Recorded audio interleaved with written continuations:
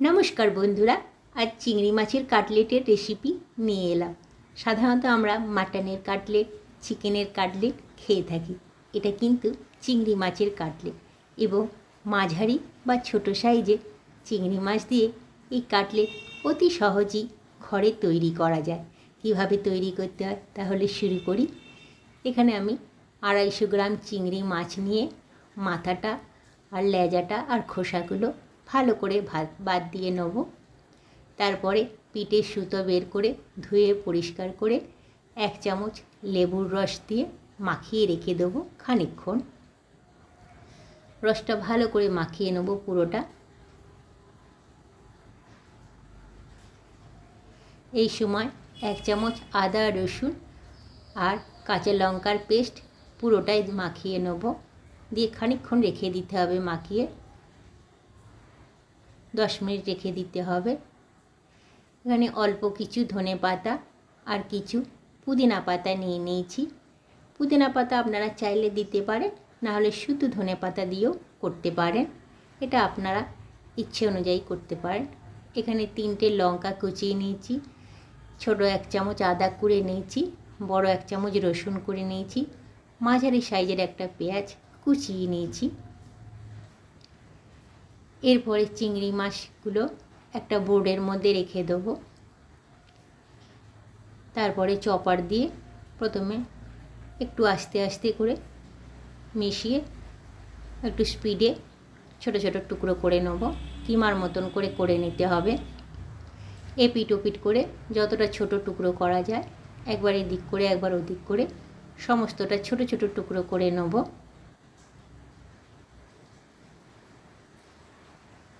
প্রত্যেকটা মাছ যাতে ছোট ছোট টুকরো করা যায় সেই জন্য এবার এইভাবে ঘুরিয়ে ঘুরিয়ে করছি। এরপরে যে ছোট চামচের 1 চামচ আদা কুড়ে রেখেছিলাম, 3টে লঙ্কা কুচিয়ে রেখেছিলাম, বড় 1 চামচ রসুন কুড়ে রেখেছিলাম, মাঝারি সাইজের যে পেঁয়াজটা কুচিয়ে রেখেছিলাম সেগুলো সমস্ত দিয়ে দেবো মাছটার ওপরে।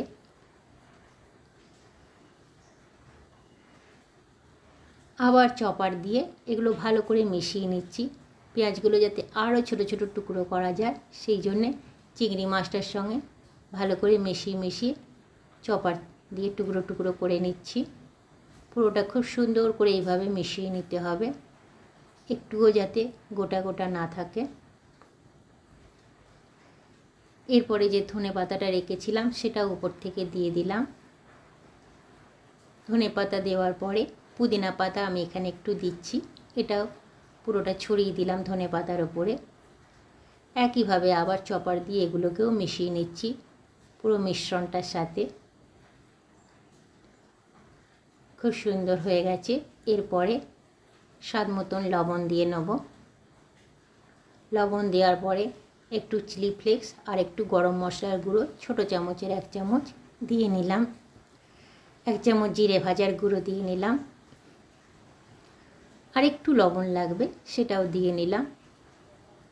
সমস্তটা আবার ভালো করে চপার দিয়ে মিশিয়ে নিচ্ছি মশলাটা।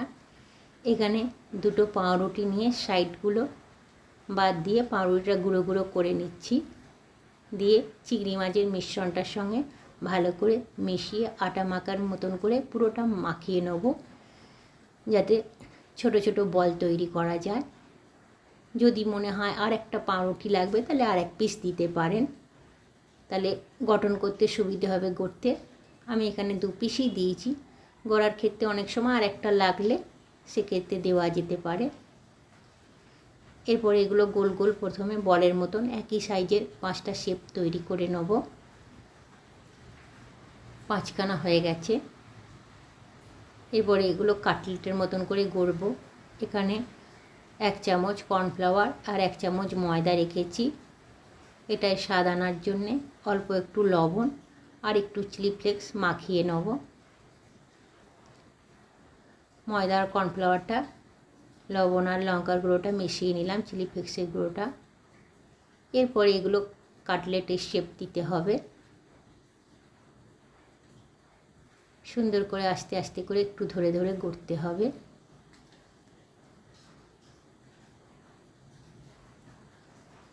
এরপরে ময়দা কর্নফ্লাওয়ারটার মধ্যে এটা একটা কোটিং দিয়ে নেবো, তাহলে ছেড়ে যাবে না এবং ভাজতে খুব সুবিধে হবে ওপরে এই কোটিংটা থাকলে। একটু ধরে ধরে করে খানিকক্ষণ রাখলেই পুরো ময়দা আর কর্নফ্লাওয়ার কোটিংটা আটকে যাবে।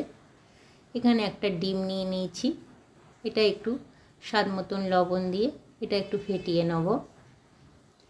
একটা ডিম নিলেও চলবে। এরপরে কাটলেটগুলো ডিমের গোলায় ভালো করে মিশিয়ে নিতে হবে, তাহলে বিস্কুট গুঁড়োগুলো খুব ভালোভাবে আটকানো যাবে। এইভাবে মিশিয়ে বিস্কুট গুঁড়োর একটা লেয়ার দিতে হবে। এখানে একবারই ডিমের গোলায় ডুবিয়ে একবারই বিস্কুট গুঁড়ো আমি দিয়েছি। আপনারা চাইলে দুবার করতে পারেন এই ব্যাপারটা, দুবার ডিমের গোলায় দিয়ে দুবার বিস্কুট গুঁড়ো দিতে পারেন। এক্ষেত্রে আমার একবারই হয়ে গেছে। একটু ধরে ধরে করে রাখলেই এগুলো পরে আবার হাত দিয়ে সুন্দর করে শেপ তৈরি করা যাবে। প্রথমে করে নিতে হবে, প্রাথমিকভাবে ডিমের গোলায় ডুবিয়ে একটু বিস্কুট গুঁড়ো মাখিয়ে তারপরে আটকে গেলে তখন শেপ দিয়ে নিতে হবে। চেপে চেপে শেপ দিয়ে নিয়েছি, দেখুন প্রত্যেকটা খুব সুন্দর শেপ ধরে গেছে, পুরো আটকে আছে। এবার এগুলোকে খানিকক্ষণ ফ্রিজে রেখে দিতে হবে। ফ্রিজে দিলে একদমই বিস্কুট গুঁড়োগুলো সুন্দরভাবে বসে যাবে। খানিক পরে ফ্রিজ থেকে নিয়ে এলাম, আধ ঘন্টা ফ্রিজে রেখে দেওয়ার পর বের করে এনে এবার তেল গরম করেছি। তেলটা গরম করে আঁচটাকে পুরো কমিয়ে দিতে হবে। তারপর উপর থেকে তেলটা দিয়ে দিয়ে ভাজতে হবে, তাতে দু পিঠ খুব সুন্দর করে একইভাবে ভাজা হবে। আস্তে আস্তে করে ভেজে উল্টে নিতে হবে। যেহেতু আমি কম তেলে ভাজছি সেই জন্য আঁচটা কমিয়ে ভাজছি। যদি আপনারা অনেকটা তেলে ভাজেন সেক্ষেত্রে আঁচটা মিডিয়াম রাখলেও চলবে। এভাবে ধরে ধরে ভাজতে হবে। দেখুন ব্রাউন কালার এসে গেছে। আরেকবার আস্তে করে উল্টে দেবো। পুরো বিস্কুট গুঁড়োগুলো ধরে গেছে খুব সুন্দরভাবে, একটুও বেরিয়ে যাচ্ছে না। একটা ভাজা হয়ে গেছে। এইভাবে আর একটা ভেজে আপনাদের দেখাচ্ছি। একই পদ্ধতিতে গরম তেলটা ওপরটায় দিয়ে নেব, তাতে দু পিঠ একইভাবে ভাজা হবে এবং ভেতরটাও খুব সুন্দর ফ্রাই হবে। খেতে খুবই ভালো লাগবে, বেশ ক্রিস্পি হবে।